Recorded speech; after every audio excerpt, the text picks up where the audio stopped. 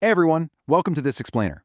Whenever we talk about successful entrepreneurship, the whole topic feels, well, kind of shrouded in mystery, right? People look at a massively successful business and immediately assume it's all about having this sudden genius stroke of inspiration, or maybe possessing some magical, unteachable trait. But what if I told you that the magic behind these businesses can actually be broken down, like into a clear, readable, and totally repeatable system? Because that is exactly what we're going to unpack today. We are going to completely transform how you look at building a business forever. Okay, let's dive into this. Here's exactly how we're going to break this down today. First, we're moving beyond the myth of the big idea. Then we'll look at the actual mechanics of success, followed by the specific skill stack an entrepreneur needs. And finally, we'll wrap up by moving you from just being a learner to an active builder. Section 1. Beyond the big idea. All right, let's just go ahead and shatter that whole light bulb moment myth right off the bat, okay? That flash of inspiration, that's literally just the tip of the iceberg. Let's anchor ourselves with a new definition here. Entrepreneurship is really the act of finding a problem people actually care about, and then turning all that uncertainty into a working, repeatable system. Think about a tiny stall in a super crowded town market. The owner doesn't succeed just because they toss some goods on a table. No way. They succeed because they understand the flow of the crowd, they're paying attention to what people are actually buying, what prices they'll accept, and figuring out how to restock before they run out. It's managing that flow between need, value, trust, and delivery. That's the real skill. And this brilliantly illustrates the massive mindset shift. If you look at a normal observer, they just notice friction in the world and think, well, that's annoying. But a builder, an entrepreneur, they actively diagnose that friction. They're asking, wait, how often does this actually happen? Who is feeling this the most right now? They aren't just listening to complaints. They're listening for the friction itself, because that is exactly where the real opportunities are hiding. Which brings us to Section 2, the mechanics of success.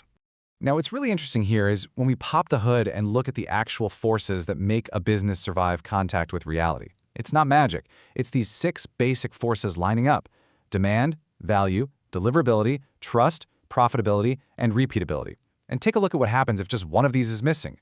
No demand, no urgency, no value, people just ignore you entirely. If you miss literally one of these mechanics, the entire system is going to struggle, no matter how absolutely amazing that original concept sounded in your head. Let's unpack those first 3 real quick. So demand is your starting signal. Think of it like hunger. You can stare at pictures of a burger all day long, but actual hunger is what changes your behavior and makes you buy, right? Then there's value, which is the actual outcome. It's kind of like having running water at your kitchen tap. Water is everywhere, sure, but it's only valuable to you when it's conveniently delivered right to your sink. And deliverability? Those are your system constraints. A meal that tastes amazing once is, well, it's a nice story.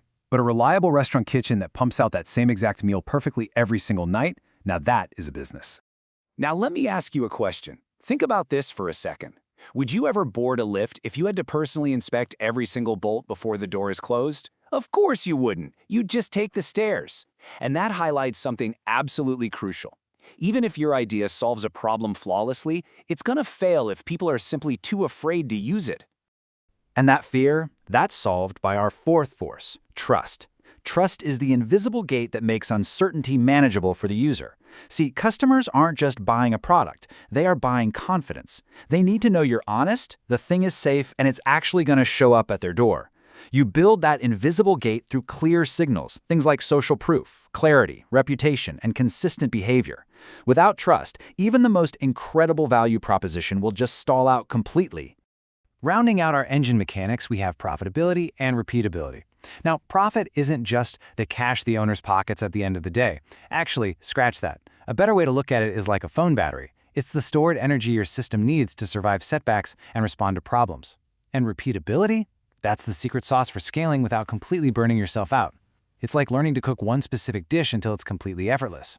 Effort burns out, right? But systems compound. Moving right along to Section 3, the entrepreneur's skill stack. So we've looked at the mechanical engine, but who's actually driving the car? Well, it takes a very specific, trainable set of skills. I absolutely love this quote. An entrepreneur is someone who reduces uncertainty by making better decisions faster than the problem can grow.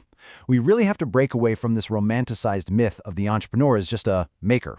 In reality, an entrepreneur is a super clear-thinking decision-maker who manages massive amounts of uncertainty across a bunch of different areas all at once. Let's see how this actually builds out in practice. First up, opportunity recognition. This is noticing meaningful friction way before it becomes obvious to everyone else. Second is customer understanding. You have to view the world entirely through their constraints and their fears, not your own internal logic. Third, problem framing, basically deciding which specific layer of a problem is actually worth your time to solve. And fourth, experimentation. This one is massive. You don't build an entire suspension bridge just to see if it holds weight, right? You test your assumptions quickly before you overcommit your time or your cash. And to finish off that stack, we have selling and adaptability. Now, healthy selling isn't about awkwardly pushing products onto people. It's actually about translating your value so clearly that people feel totally safe saying yes to you. And finally, adaptability. No business plan survives reality unchanged, period. Adaptability is about intelligently adjusting your method, maybe tweaking the price, the marketing channel, whatever, when reality inevitably pushes back, but doing it without losing your core purpose. Finally, Section 4, From Learner to Builder. So the absolutely crucial point here, and really the culmination of this entire explainer, is shifting your mindset. You're no longer just a passive observer looking at cool ideas. You are now an active diagnostician of real businesses. By understanding the system we've just covered, you've got this new, highly practical confidence. You don't have to just look at a successful startup and think, wow, they got so lucky. Instead, you can look at the core forces from the inside out and separate a purely catchy idea from a genuinely viable business. So what does this all mean for you? Well, I want to leave you with these diagnostic questions to ask yourself the very next time you stumble across a new business idea, whether it's someone else's or, your own. What problem is this really solving? Who actually cares enough to open their wallet and act? How are they going to earn the trust of the customer?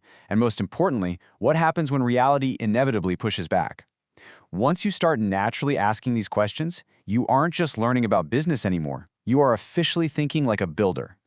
Thank you so much for joining me on this explainer, and hey, I challenge you to go out and put this new diagnostic lens to the test today.